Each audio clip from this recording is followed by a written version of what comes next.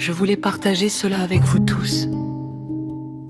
Quel est le sens des symboles ésotériques des arbres? Je plantais des arbres dans mon jardin, souvent récupérés dans des grandes surfaces où ils étaient en détresse.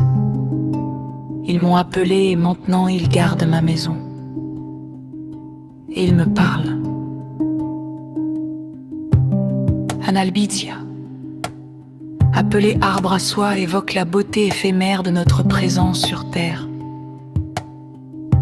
Il rappelle l'importance de vivre dans l'instant présent.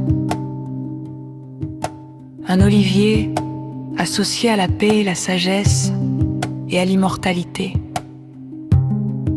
Puissant symbole de réconciliation et d'harmonie. Deux abricotiers symbolisent un nouveau départ et le renouveau de la vie, la transformation spirituelle. Après l'hiver, le printemps.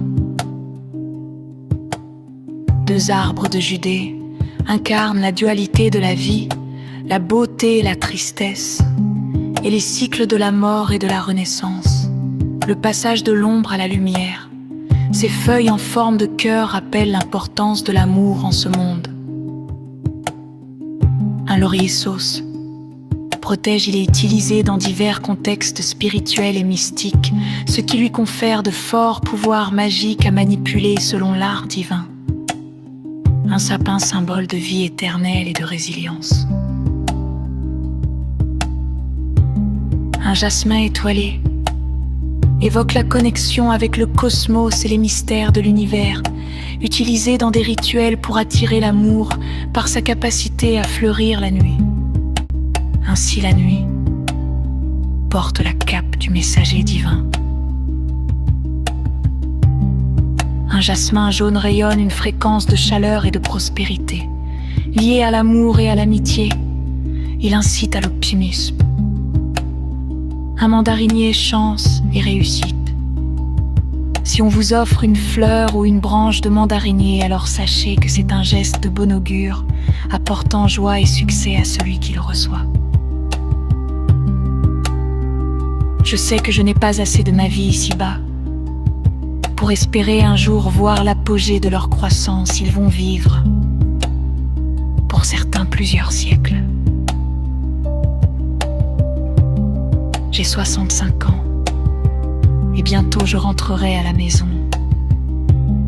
Et je ne deviendrai même pas un souvenir lointain dans les âmes humaines qui, comme moi, traverseront le temps et les âges si bas. Il demeurera peut-être, et je l'espère, juste mon nom d'auteur au bas de mes ouvrages. Je serai englouti à jamais dans l'oubli de l'existence. Mais tout cela n'est pas le plus important, car la véritable transmission, ce n'est pas qu'on se souvienne de qui j'étais, mais de quelle fréquence j'ai laissé ici-bas. Puissent mes mains, couleur de parchemin, laisser une empreinte écrite à travers mes arbres. Tout autant que chaque arbre que l'on rencontre sur notre chemin, dis-toi que c'est quelqu'un quelque part qui l'a planté.